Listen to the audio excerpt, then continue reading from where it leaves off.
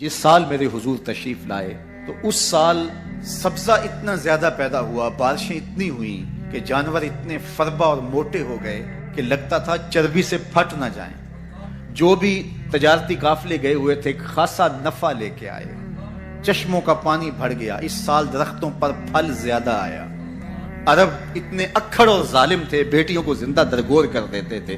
جس سال میرے حضور کی ولادت ہوئی کسی گھر بیٹی پیدا نہیں ہوئی، اللہ نے بیٹے ہی عطا کر دیے۔ کہا محبوب جب کلیاں چٹک جائیں گی، غنچے مہک جائیں گے، کائنات میں بہار چھا جائے گی، تو جانے بہار بن کے آ جانا۔ اور جب حضور تشریف آئے بہاروں پر بہار آ گئی، پوری کائنات میں روشنی پھیل گئی، اجالے پھیل گئے، گلی گلی چراغاں ہوا۔ شرق کے جانور غرب کو دوڑ پڑے، غرب کے جانور شرق کو دوڑ پڑے، اور جب آپس میں ملتے تو کہتے مبارک ہو حضور آ گئے۔ ایک آواز اٹھ رہی تھی، بخن بخن قبض محمد صلی اللہ علیہ وسلم، مبارک ہو پوری کائنات میں محمد عربی کا قبضہ ہو گیا۔ خوشیاں پھیل گئی، نہریں ساوا خشک ہو گئی، آتش کدہ ایران بجھ گیا، نوشیرواں کے محل کے 14 کنگرے گر گئے، نور ہی نور پھیل گیا۔ سیدہ آمنہ سلام اللہ علیہا کہتی ہیں کہ آسمان کے ستارے جھک کے میرے ویڑے کے اتنے قریب آ گئے کہ مجھے لگتا تھا میرے آنگن میں گر پڑیں گے۔ اور پھر جب حضور کی ولادت ہوئی، خرج منی نور ادا لہو قصور الشام، میرے بدن سے ایک نور نکلا، اتنی روشنی ہوئی کہ میں بیٹھی مکے میں تھی، شام اور بصرے کے محلات نظر آنے لگے۔ اجالے ہی اجالے، روشنی ہی روشنی، نور ہی نور، چراغاں ہی چراغاں، خوشبو ہی خوشبو، اجالے ہی اجالے۔ اللہ اکبر۔ حضور کو غسل دینے کے لیے جب دائی آگے بڑھی تو غسل ہوا تھا، سرما لگانے لگی تو سرما لگا ہوا تھا، ختنے کرنے لگے تو حضور مختون تھے، ناف کٹا ہوا تھا، سرما لگا ہوا تھا، اور خوشبو لگانے لگے تو بدن پہلے ہی خوشبوؤں سے مہک رہا، تو خوشبوؤں میں گھر بسا تھا، ان انوار ہی انوار پھیلے ہوئے تھے۔ اب آقا کریم کو سبز کپڑے کے اندر لپیٹ دیا گیا، ولادت مصطفیٰ ہو گئی، کائنات میں چراغاں ہو گیا۔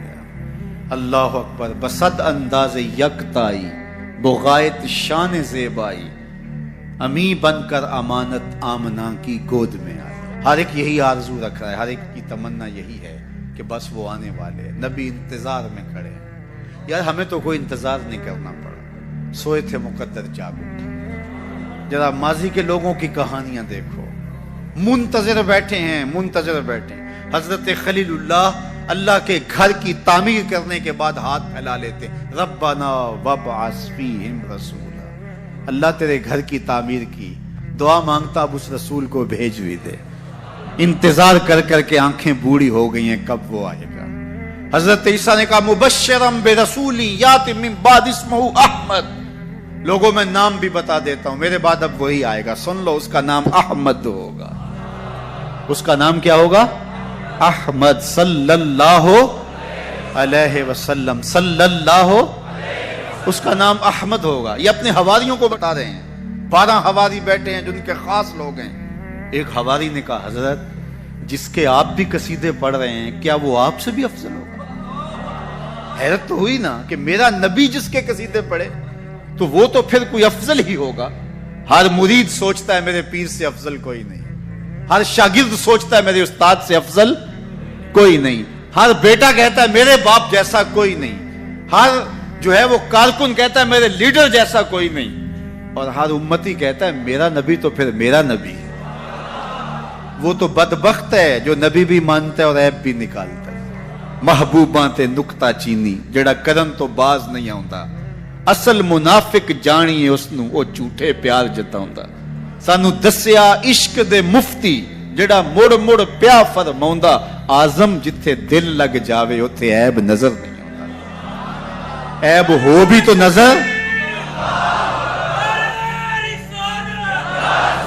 عیب ہو بھی تو نظر، اور جہاں ہو ہی نہ۔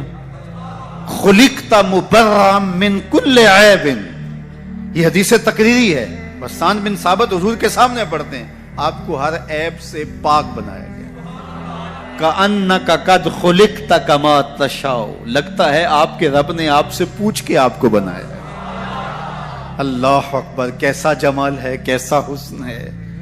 تو ہر مقتدی کا خیال ہے کہ میرا امام اعلیٰ، ہر شاگرد کہتا ہے میرا استاد اعلیٰ، ہر امتی سوچتا ہے میرا نبی تو پھر میرا نبی. تو حضرت عیسیٰ کے حواری نے کہا حضرت جس کے قصیدے آپ بھی پڑھ رہے ہیں کیا وہ آپ سے بھی افضل ہوگا؟ تو سنو حضرت عیسیٰ نے کیا جواب دیا، آپ کو ٹھنڈ پڑ جائے گی. سنو حضرت عیسیٰ نے کیا کہا حضرت جس کے قصیدے آپ بھی پڑھتے ہیں کیا وہ آپ سے بھی افضل ہوگا؟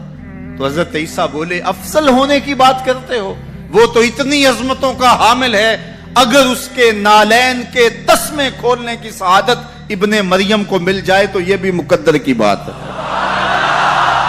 یہ بھی بخت کی بات ہے کہ ان کے نالین کے تسمے کھولنے کی سعادت نصیب ہو جائے. وہ اتنا عظیم نبی ہے، مجھے بتاؤ اس نبی کا ذکر نہ کروں، گلی گلی چراغاں نہ کروں، گلی گلی ان کے تذکروں کی خوشبو نہ بکھیروں، گلی گلی ان کے نعرے نہ لگاؤں، ان کے نام کی مالا نہ جپوں، ان کے تذکروں کی خوشبو سے مست نہ ہو جاؤں. کائنات کے اندر جتنا چراغاں ہے آمنہ کے لال کے قدموں کا صدقہ ہے، ساری روشنیاں ان کے قدموں کے صدقے ہیں. اگر وہ نہ آتے تو آج اندھیرا ہی ہوتا. اقبال سے بھی پوچھ لیے، وہ کہتا ہو نہ یہ پھول تو بلبل کا ترنم بھی نہ ہو، چمنے دہر میں کلیوں کا تبسم بھی نہ ہو نہ یہ ساقی تو پھر میں بھی نہ ہو، خم بھی نہ ہو، بزم توحید بھی دنیا میں نہ ہو، تم بھی نہ ہو. خیمہ افلاک کا استادہ اسی نام سے ہے، نبض ہستی تب شامادہ اسی نام سے. آپ کا انتقال حضور کے اس دنیا پہ قدم رکھنے سے پہلے ہی ہو گیا تھا. ابھی شکم مادر میں تھے کہ حضرت عبداللہ کا انتقال ہو جاتا ہے. در یتیم پیدا ہوئے، 6 سال کی عمر میں ابوا کے مقام پر ریت کے ٹیلے آئے تو وہاں سیدہ آمنہ کی طبیعت خراب ہو گئی، اور پھر لمحے بھی زندگی کے آخری ہیں. سیدہ آمنہ نے محسوس کر لیا کہ یہ میری آخری سانس ہے. سیدہ پاک نے حضور کے سر پہ ہاتھ رکھا اور روتے ہوئے کہا کہ بیٹا ہر نئی چیز نے پرانا ہو جانا ہے، ہر باقی نے فنا ہو جانا ہے.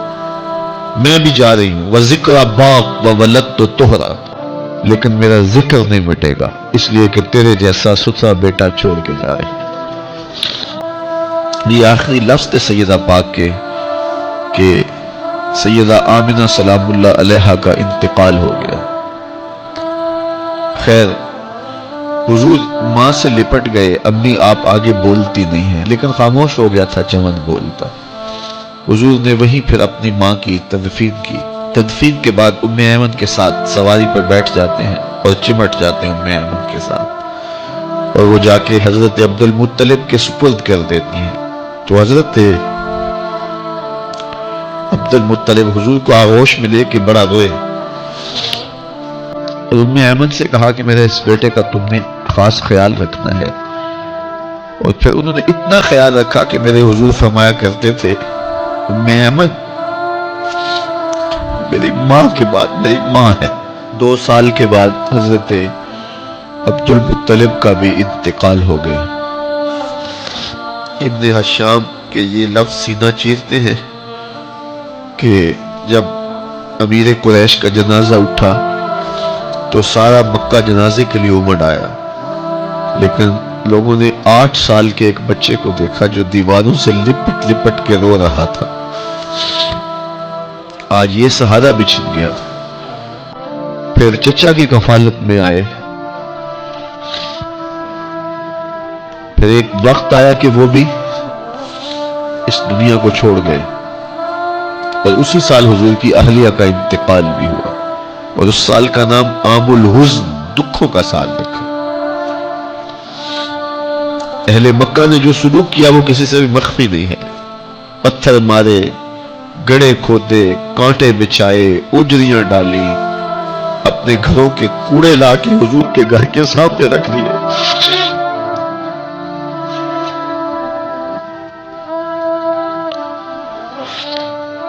کس چیز کی سزا دے رہے تھے میرے حضور کو؟ میرے حضور علیہ السلام نے پھر طائف کا سفر کیا کہ شاید وہ لوگ میری بات کو سن لیں، لیکن انہوں نے جو دردناک سلوک کیا وہ بھی تاریخ کا ایک انتہائی دردناک باب ہے. انہوں نے اوباشوں کے ہاتھوں میں پتھر دیے اور جس راستے میں میرے حضور نے گزرنا تھا ان کو اس راستے پہ کھڑا کر دیا اور کہا ان پہ سنگ زنی کر، اور وہ آقا کریم پہ پتھر مارتے، حضور کے پاؤں پہ پتھر مارتے۔ آقا کریم علیہ السلام پاؤں اٹھاتے تو وہ دوسرے پاؤں پہ مارتے، پھر حضور شدت درد سے بیٹھ جاتے تو ان کے دو گھنڈے دائیں بائیں سے آگے بڑھتے اور حضور کو کندھوں سے پکڑ کے اٹھاتے، پھر سنگ باری کرتے۔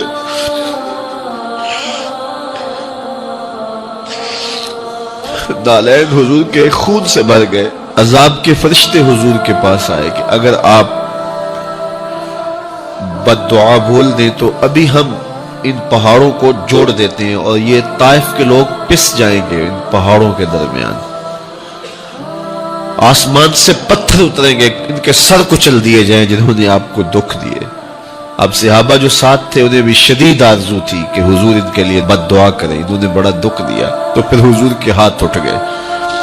صحابہ کا خیال یہ تھا کہ ابھی حضور کی زبان کھلے گی اور بد دعا کے لفظ نکلیں گے اور یہ پیس دیے جائیں گے، لیکن جب وہ لب کھلے، وہ پتلی پتلی گلے قدس کی پتیاں، وہ لب ہائے دور جب کھلے تو لفظ کیا تھے؟ اے اللہ میری قوم کو ہدایت دے دے، یہ مجھے جانتی نہیں۔